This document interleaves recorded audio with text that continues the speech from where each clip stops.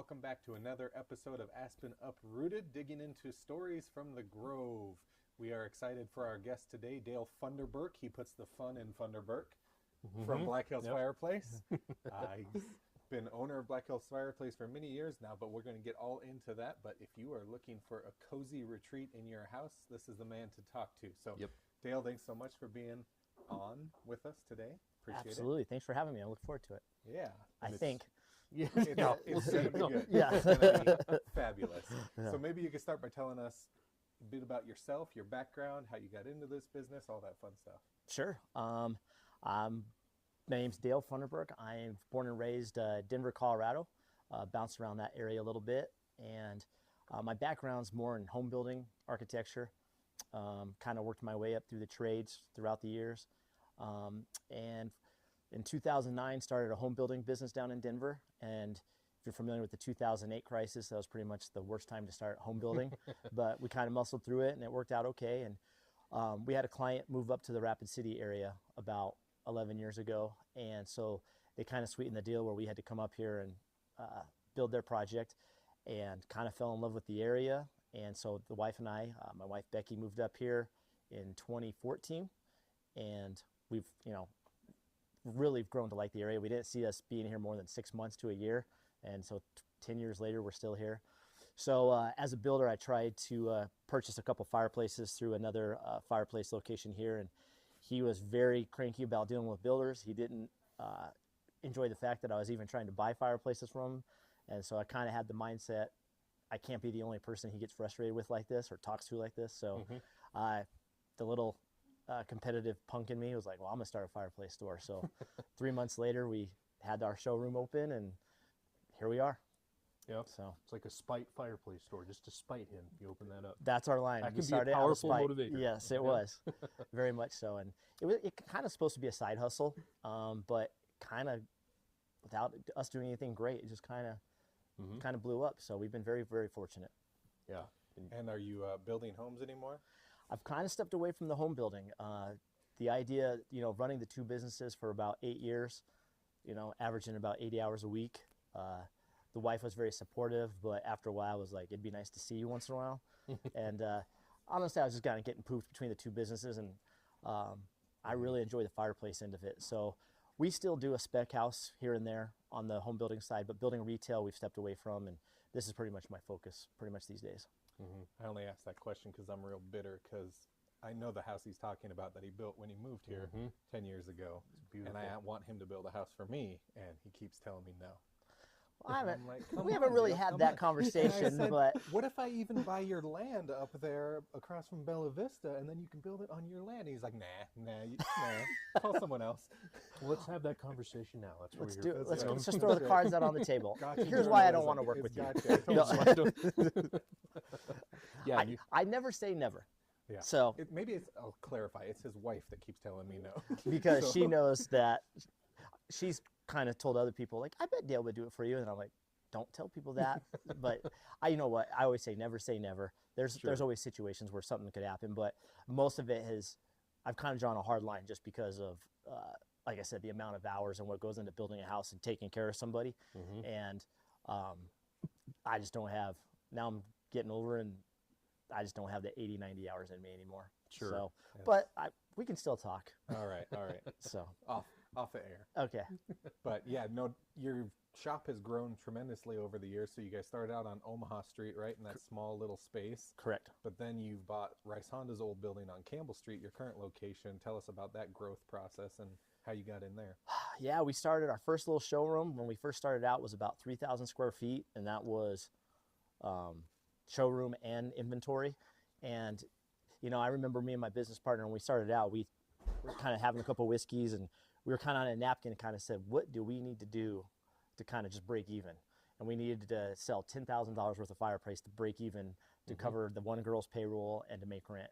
And so over time, it just kind of, I think we waited 3 months till we sold our first fireplace. No, 3 weeks, sorry, 3 weeks, sold our first fireplace. But just kind of, no science to it, just kind of hustling. People walking in the store, measuring out as fast as we can, doing the best we can. And we've ruffled a few feathers along the way, but it kind of grew into, after about 5 years at the end of that lease, we were crawling over boxes to get to other boxes. Our showroom we couldn't fit enough. So we kind of took the jump and moved from 3,000 square feet to our actual showroom now is about 15,000 square feet. And then we got, about 3,000 or 4,000 of that's inventory. We've really tried to grow online. So a lot of our inventory is going nationwide. Sure. So I wouldn't say we reinvented the wheel. We just kind of stuck with it. And I didn't expect it to actually do this. So that's why kind of running the two business at one point wasn't too big of a deal. But once this kind of started taking off, my business partner at the time, he runs hotels and that's his bread and butter. So someone needed to really kind of step up to the plate. So I kind of figured about a year ago, I need to kind of really just focus on this business. Yeah. So, and I've seen that house that he's talking about, and you do great quality work, Dale. You really do. I appreciate that. Thank you very much. I love building houses, and I love the art of building houses. I love the science of building houses. Sometimes the business, the past couple of years of building houses has gotten a little frustrating, and Amazon and COVID just throwing a whole bunch of new wrinkles of what customers' expectations are. And just that dedication you need to be someone gives you $1 million plus, you got to really hold their hand, and they deserve a lot of hand holding, which is fine.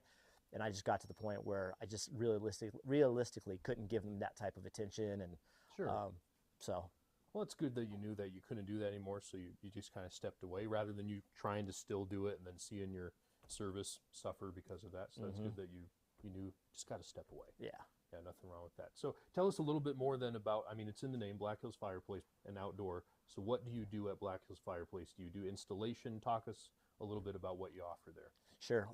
So yes, we do basically kind of tout ourselves as a turnkey operation. So if you're a builder that just wants to come in and buy a unit and then have your guys install it, we can just sell you the product. But if you're a homeowner or a builder that needs us to basically design it and put the last piece of rock and mantle on, we can do that. So we can basically be a turnkey, but we can run the gas line, we can do the electric, things that are maybe outside of our purview. We're a licensed contractor as well. Oh, cool. So we can bring in any subcontractor we need to do to handle work. And then we've kind of delved into more of the outdoor world too. So outdoor kitchens, pergolas, decks. So that's kind of, in the wintertime, we can handle all the fireplace stuff. In the summertime, we can handle all the outdoor stuff. And we've kind of gotten to the point where even with fireplaces, and there's not really a slow time. That's the other thing with home building. I was kind of hedging my bets, like just in case we got slow in the summertime, I need to have home building. But we're kind of doing installations even on fireplaces all year round. So very fortunate with that. Yeah. And you guys do sell, I believe, for grills, right? You do have some grills that you sell. Oh, yeah. Is it the Traeger line that you guys have over there? Or? Yeah, for the pellets, we do Traegers.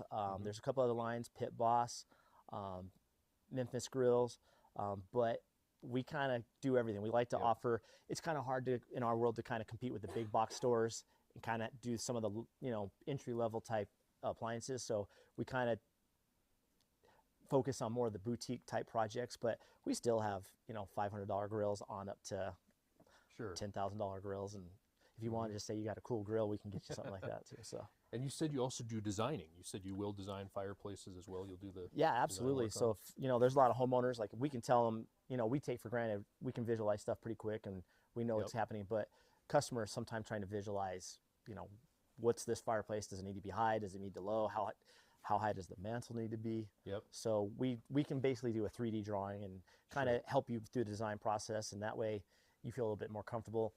These days when you're spending $5,000, $10,000, just signing a contract for $60, people kind of need to know what they're getting themselves into. So we try to make sure we offer that service so they feel very comfortable with what they're getting. Yeah. Well, and so our viewers know Dale is a very excellent artist. So when he's designing stuff, you're going to get a great looking piece there in your house for Thanks, appreciate fireplace. that. So, it's very nice. We have a piece he did for it's an owl that he drew, and he gifted it to us, and it's got a place of honor in our home. It's an owl painting, right? It's in the bathroom. Yeah, it's just above the toilet. Yep. No, but is it an oil painting? It's an oil painting. Yeah. It looks amazing. So just a hobby I do. That's kind of my therapy. I've always wanted to do that as a living, but I'll stick with this for a while. But that's my therapy, so I enjoy doing that, giving people paintings here and there. So yeah, well, excellent artist. Yeah, Thank for you. Sure. Another service you guys offer too, I believe, is service and maintenance for people that already have fireplaces installed. Absolutely. Is that right? Yep.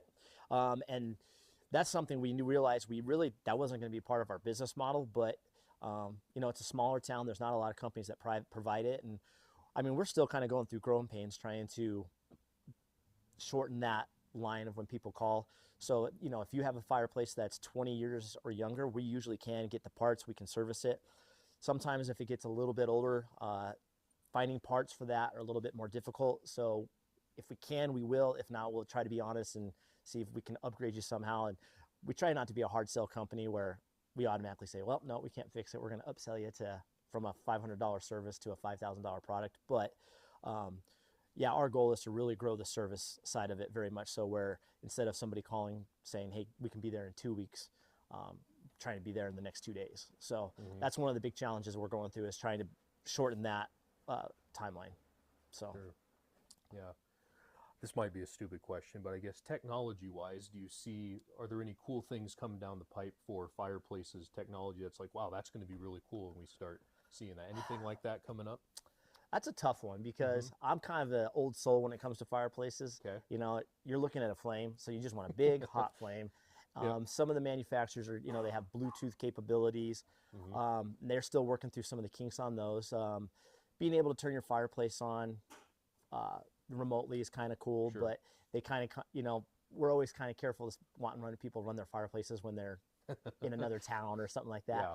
You know, some of the electrics have come a long way over the years. Some of the technologies, you know, 5 years ago, we thought electrics were really cheesy, but some of them come a long way with you know, they're obviously not a gas or wood fireplace, but some of the technology with the LEDs and 4K technology, I mean, they're basically really cool TVs that can still produce a little bit of heat. So some of the higher end manufacturers are making it where you can put a TV, a really hot fireplace that puts out a lot of heat.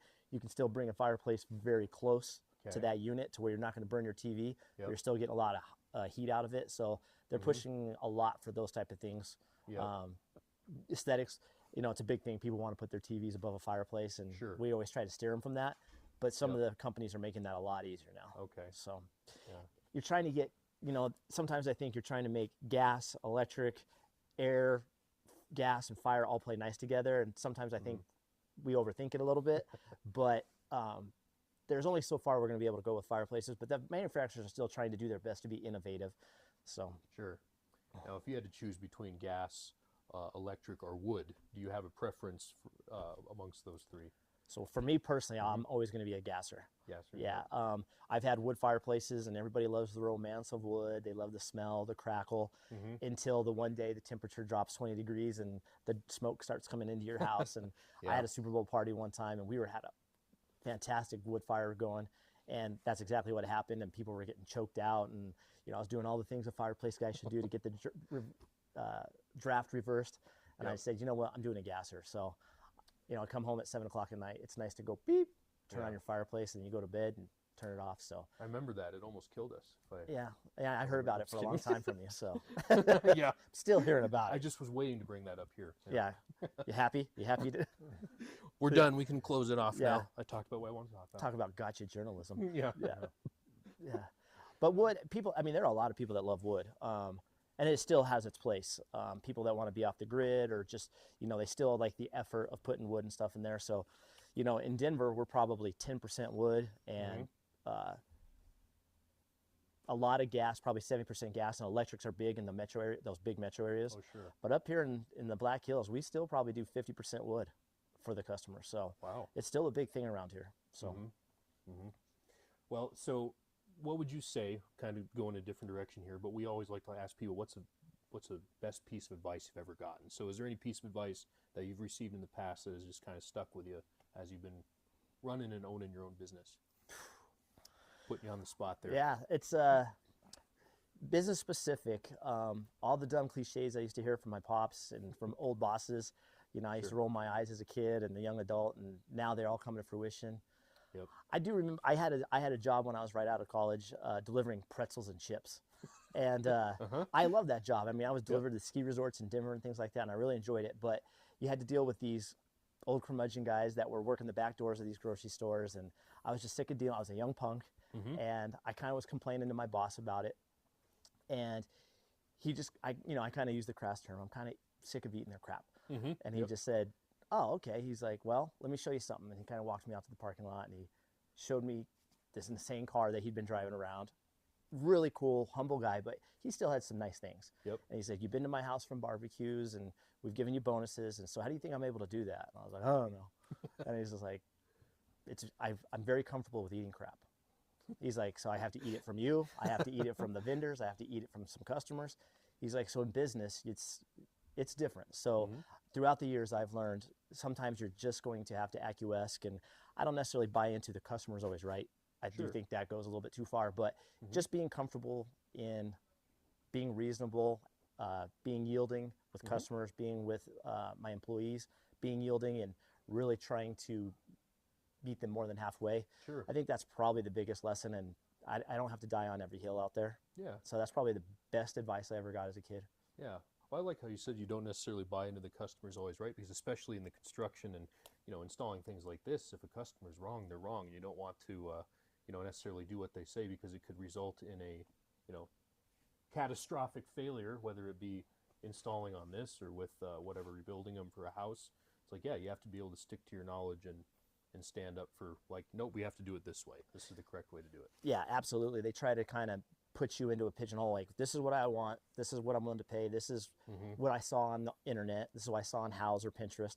And so I have to kind of explain them Photoshop and marketing, and, like, I know they showed that there, but this is realistic what we can do, and take them to the manuals. And that's part of the fireplace business, is educating the customer, and really not just trying to take the credit card, which is, as a sales, that's our tendency, but really making them comfortable. I'd rather walk away from a sale knowing we did the customer right than, and I know that's kind of a cheesy line, but one of our other cheesy lines is, we need to sleep at night and I need them to wake up in the morning. So we've had customers make requests that we're just like in clean conscience, like, we really can't do that. So yeah, you bring up a good point. We got to be careful about making sure we're being reasonable and setting the expectations for those customers. Good, sir. Oh, I was just going to say, going back to the technology side of things in your industry too, I was talking to your installer. I don't know if he's your head installer or not. Okay. But he was talking about this new product you guys have that looks like stone, feels like stone, but it's foam, to be able to do mantles and fireplaces and things like that. How are the surrounds maybe changing in the industry? They've come a long way with the surrounds. So, at one point you just had real stone, and then they came out with manufactured stone, and then thin set stone, and they've come a long way. But now there's like some products, specifically there's one called Evolved Stone that we really like, that you can literally shoot it on with a finish nail, and the type of texture and stuff has on it when you shoot it on with a finish nail. It's rated to be above high heat areas like a fireplace. It's rated to be outdoors. So if we're doing outdoor fireplaces, outdoor kitchens, you can cut it with a saw. And it's, like I said, electrics have come a long way. Some of those finished products have really made it to where it's affordable for the customer. We can get done in a pretty quick timeline. We're not subject to weather. It's 20 degrees out there today. We could put that product on there today, whereas if we were trying to do real stone, I have to wait for a 50-degree weather day so we can do that. Mantles have come a long way. They have, you got to be really careful when you're putting a mantle how close you get it to the fireplace, because there are instances where they will actually ignite if you get them too close to the fireplace, especially with the finishes and stuff they put on them. So they have these concrete mantles now that they look like real wood, and we have customers who are like, well, and then they click on it and it's concrete, and they're kind of blown away. And it really makes it where you can get a rustic look or a natural look, but the materials make it where you're really not in harm's way at all. And that would be one of those situations again where it's like, if they want, I want that a little bit lower, that mantelpiece. Nope, you can't put it there because it's going to ignite. That's going to be that situation where you have to, nope, we can't do that. Exactly. The customer's not always right. Yeah. So, well, I know we sent you some questions. I hope this doesn't get you out of left field, but what is your favorite type of customer, would you say, at Black Hills Fireplace? I saw that question and I was like, what kind of stupid question is that? It's the one that pays. It's the one that pays. We like to ask stupid questions here. That's an interesting question. I'd probably come back to you guys and you have to answer too. But honestly, we like, for lack of a better term, just educated customer, a curious customer, an open-minded customer. there's customers that walk in and they're very educated. They know what they want, and that the sale's kind of easy. Yep. But we have a few customers that come in that they know more than us, and they've kind of like saying, this is what we want, and this is what I want to pay for it, and you kind of got to work with them. But we have customers that are coming in and they're just like, this is what I want. Talk to me. And so just have ones that are willing to communicate and maybe are open for design options. Sure. But we get all personalities that come through the door. We get quiet people, we get engineers, we get doctors, we get artists. So we like them all, and that's kind of what makes it fun. Is just you're not dealing with just one aspect of person, or we get all walks of life that come through there. So honestly, that's a kind of a tough one, but just a customer that's willing to be educated and engage in conversation, whether it ends up in a sale or not. That's the fun part of our business, is being able to just interact with the customer. And I've had people walk out the door and we don't see them for another year or two, and then they come back and say, based on what you said, now we're ready. Yeah. And so. Well, it's cool that the education part matters to you guys, because I bet there's not every place has that same view where, they're looking forward to someone coming in and they can just educate them. Because even if they don't buy that day, they'll remember that you guys went to all that effort and hopefully come back for sure. Contractors have a bad name, and I get it. There's some bad contractors out there, but there are some really good contractors. And so we kind of use, the saying, we don't want to pay the sins of other contractors, but we do understand when a customer walks through, they've been burned. So we want to, we're going to irritate a customer here or there. We may say things, or the project may not go perfect, but as long as they trust us, we're fine with that. We're okay with they get irritated with us, but at the end of the project, if they're like, well, they were fair with us, we know they were telling us the truth, and in the end it looked good. But that's the biggest thing, is just making sure they trust us and they know we're not just trying to steer them down a path that's better for our bottom line. So I'm not going to get rich off of one fireplace. That's kind of our deal.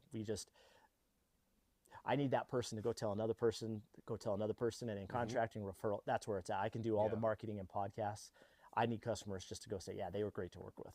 Yeah. So, and to answer your question, I would say I know my favorite type of member, and I would say Aspen in general too, is one that we can be with from the very beginning of like their financial journey.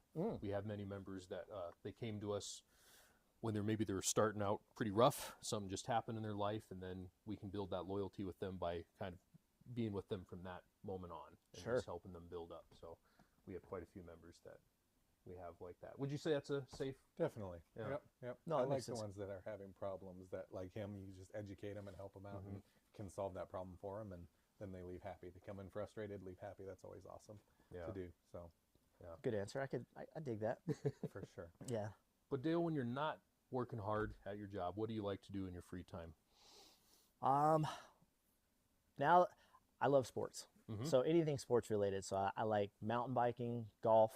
My old bones don't do good at football, or still like to go shoot some hoops, but anything outdoors and sports related. And then at nighttime, and if the weather's bad, I do like to draw or paint. That'd probably be my other hobby. So sports or artwork is kind of my hobbies. I did find out something about Dale this weekend when I was sitting in the house he built. That you used to play semi-professional football. Is that right? I did. Yeah. We couldn't figure out what position you played. Alan said fullback, and I said he's not big enough to be a fullback. I was not a fullback. I was actually a running back. Nice. So love sports, and played a little bit in high school, and had a very protective mother that wasn't really too hip to that. And so I love playing sandlot, football, basketball. I mean, that was a big aspect of me growing up as far as in my town. Was sports was huge in our town. And I didn't grow up in the ghetto or anything. I'm not going to throw that out there, but there was some rough parts of town that we got to play ball in, and that shaped us about having thick skin and, trying hard and stuff like that. But yeah, semi-pro, I'm not built to be a college or play in anything big, but I really did enjoy football, and the few years of semi-pro was a blast. But even then, the body can only take so much. I'm a little guy. Genetics were not kind to me. So, Who are you taking for the Super Bowl? Chiefs or Eagles? I am the biggest Eagles fan in the world right now. And people hate the Chiefs and stuff. They're a good team. Mahomes is a stud. They're a stud team. It'd just be cool to see some. And I hate the Eagles because some of my best friends are Eagles fans. So just out of spite, I make sure I don't. But this year I'm going to have to root for the Eagles. Yeah. I sent my friend who's a Chiefs fan a clip from Christian McCaffrey, and they said, "Who do you hope wins?" And he goes, "I hope they both lose." Yeah, that's true. He's probably not a fan of either. Yeah. Yeah. But so much. But you're a Broncos fan, like Yeah, if you had born to and choose raised it. in Denver. Yep. I'm definitely pull for the Broncos. I love football in general, so I could watch the Bengals play the Lions. I don't care. Yeah. But when the Broncos do good, I get excited for sure. Now you've got a lot of cool stories. You've seen a lot of stuff. I remember you telling me stories. You used to be. I hope I get this right. Didn't you used to be like a valet or something like that? Yes. And you got to help Shannon Sharp. Was that who you got to help? Yep. Or? Shannon Yep. Sharp. We got to help a lot of guys throughout the years. Yeah. Mm-hmm. I mean, some good stories. There's some guys out there that I don't like parking cars for. Yep. But Shannon Sharp was a very cool guy to park cars for. Yep. The Broncos, as a rule, were pretty cool. But there were guys that would come in and give you good tips. And there was a guy that came in and dropped us a Hyundai. Yep. And just said, if it's clean when you get back, there's another Hyundai for you. And we're like, okay. And we abandoned post, went and cleaned his car, came back. So but there were some crazy stories where guys were coming in and getting them. As they were parking their car, you can see the guns inside their pockets. And we're like, what's an NFL player doing wearing? It's not Shannon Sharp, just to be clear. But there were some crazy, just because they're in the NFL or professional sports, there's some crazy dudes out there. Sure. For sure. So where do you see Black Hills Fireplace going in the next few years? Do you have any goals for growth? I know we had talked about you just opened a store or maybe we didn't mention it. You had just opened a store in the Colorado, Denver area, right? Right. Yeah. So we just opened that up about 3 months ago. Yep. So that would have been in October, November. So that's going to be a big focus on trying to grow that because that's such a big market. But I run this store up here. I have part of the ownership group. I'm really good friends with the owner of that one down there that's managing that one. So, me and him talk every day. And even though we're in a smaller market, my goal is to compete with him and try to keep our numbers even up here as close to them. Sure. So, but for us, we're going to focus on more of the contracting side, not just selling fireplaces, but being able to do smaller remodels, full turnkey packages that are even bigger. So additions, man caves, full on, deck projects. We have a guy that's looking to do a full-on pool house right now up here in Rapid. So we're going to kind of see what, we're in the design phase of that project for him. Sure. So really kind of just fine-tuning what we've got going up here, and then growing the online and the Denver market are going to be the biggest parts of growth for our particular business. Sure. Very cool. Go ahead. You're fine. I think you had mentioned earlier that you have a means for people to visualize what you're working on through, like you can do a 3D. And so there's that like on a tablet or something that you have software that it can. Yeah. So we use AutoCAD and SketchUp. Okay. And so we can create, basic simple color renderings or photorealistic renderings. And, Sure. You can rotate. And even on the home building side, you guys know Jeremy Betts. He's really good at doing that stuff. And he's created full-on walkthroughs of houses where you feel like you're walking through a house and it feels like a photo rendering. And it's pretty trippy. Yeah. I'm a dinosaur when it comes to that stuff. So I leave it to the smart people to do that. Sure. But the few times I put on the Oculus and the VR headset, even I'm like, what's going on right now? It's so cool. It's amazing. So as far as that to technology, being able to present projects to people, it's amazing what's out there right now. That would really help a guy like me. I struggle visualizing that stuff. Like when my wife is like, we should put this over here, this bookshelf over here. Do you think it'd be nice there? I'm like, I don't really know. I can't see. I don't know why. Do you struggle with that? I'll give you a pro tip for 16 years of marriage. 17. Just always do what your wife says. Yeah. And you'll be happy. So veteran advice right there. Yeah. Fantastic. But then she's on to me with that, because then she'll be like, or would it be over here? And I say, oh yeah, it looks good there. And then she over there, oh, it looks great. You're just agreeing with me. She just knows that's what I'm doing, when I do that. But I'll try it, I guess. Yeah. I'll keep going on it. Yeah. Another big event for you guys annually is the home show coming up. Last year they had barbecue at their booth, which was amazing, and a big display. Do you have the same thing going this year, a big display, or what can people look forward to when they visit the home show to see you guys? Well, there's a particular manufacturer that we're in the final dealings of negotiating, representing them. And if that comes to fruition, we're going to focus on them. And I feel pretty good about that. So we're probably going to focus on that manufacturer, presenting them because they're very well liked in the fireplace industry. And then pushing, because people know we do fireplaces, but really focusing on the turnkey aspect of it. So having some of the design phases, showing people how we do our design, and maybe some workstations showing the different, from concept to completion. And then a lot of the outdoor stuff we're probably going to focus on again on this year, going into spring. Yeah. So furniture, grills, outdoor kitchen, stuff like that. That's probably going to be our big focus for the home show this year. Nice. So They have a fun team over at Black Hills Fireplace. A lot of awesome do. people work over there. If you haven't already, check them out. They do have a YouTube channel. My favorite was the Olympics video Yeah. you guys did. Classic. Very Yep. funny. So check them out on YouTube. If our viewers want to get a hold of you for your products, what's the best way to do that? We talked about your building on Campbell Street, YouTube. What else? I would say the best way to get a hold of us is either through our website or simply call the showroom. So the local showroom is going to be that 605-343-3473. And I think it's 343-FIRE, if it makes it a little bit easier to remember. So that's the best way to get a hold of us to start the conversation. We also have a larger website called flatironsfire.com. Okay. And so that's our online and e-commerce store.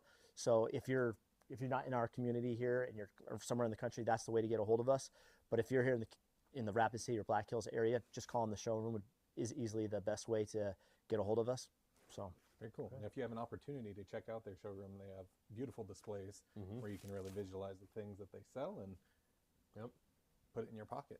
Take no, it I home. thank you. Appreciate that. We Yeah. put a lot of effort into that showroom, and I think it's one of the bigger one and we said a 12-state radius. It's one of the Oh, wow. bigger, one of the Cool. biggest showrooms. So no, I appreciate you saying that because we put a lot of effort into it, and it's always work in progress. So. Yeah.